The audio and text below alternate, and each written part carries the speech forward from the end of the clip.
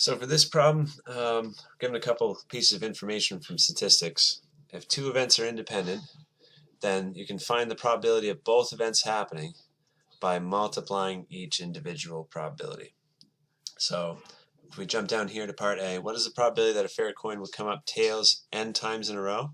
So if each coin flip is independent, you should be able to take 1/2. That's the chance of getting a tails, right? And multiply by 1/2. It's the same event repeating itself. So the chance of for n equals 2 to get tails 2 times in a row, it's 1/2 squared.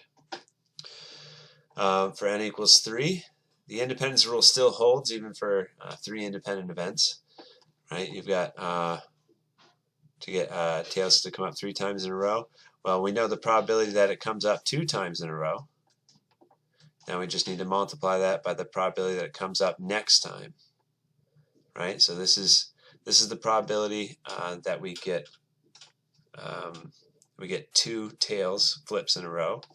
This is the probability that we get an additional tails flip, and so we can multiply those according to the independence formula. It makes 1/2 to the third, and we can keep seeing that pattern. If you try to get 3 tails in a row, you'll get 1/2 to the fourth.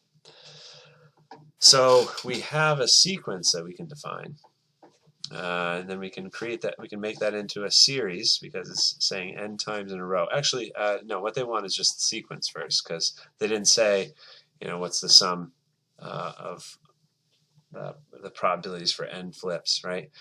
What we need to do is just define this is 1/2 to the nth power, right? Because 1 tail, n equals 1. That's a 1/2 chance. That's 2 to the first power. Getting 2 tails in a row, we found that's 1/2 to the second. Getting 3 tails flips in a row, that's 1/2 to the third. Or the other option here is you could express it like this, 2 to the negative nth. I'm not sure which one they'd like. But for part B, we have to find the probability that a coin comes up heads for the first time after an even number of coin flips. Right, so let's just jot out a couple examples. You could get tails and then heads. That meets the criteria because heads came up on the second flip. Or you could have tails, tails, tails, heads.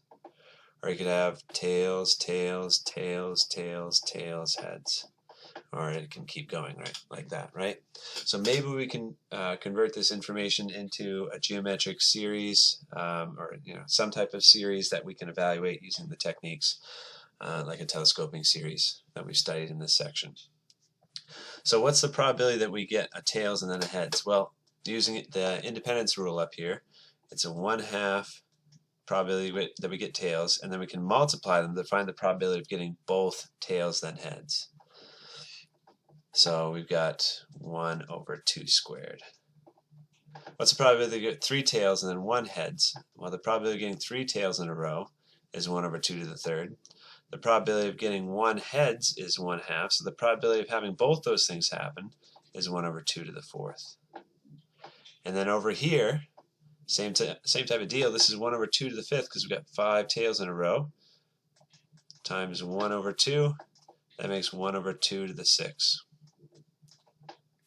So what's the probability of multiple events happening, of getting tails after an even number of flips? Well, you could do it on the second flip, or you could do it on the fourth flip, or you could do it on the sixth flip.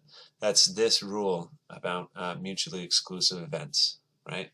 This event, getting on the fourth flip and getting it on the second flip, that can't happen because you either get it on the second flip and you stop because it's met the criteria, or you get it on the fourth flip and you stop, right? So they're all separate from one another. The probability of A or B is found by adding them together. And now we're in series land, right? This can go on to infinity. So this is the sum of n equals 1 to infinity of everything's getting multiplied by 1/2 each time, right? Actually, let's see if that's going to work out. It's 1/2.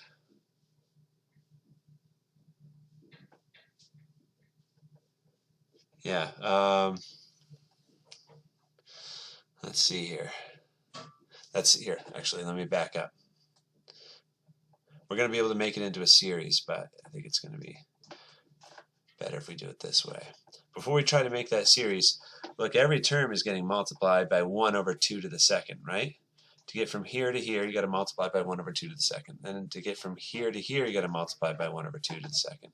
So that means our common ratio, it's a geometric series, and the common ratio is 1 over 2 squared. In other words, 1 over 4.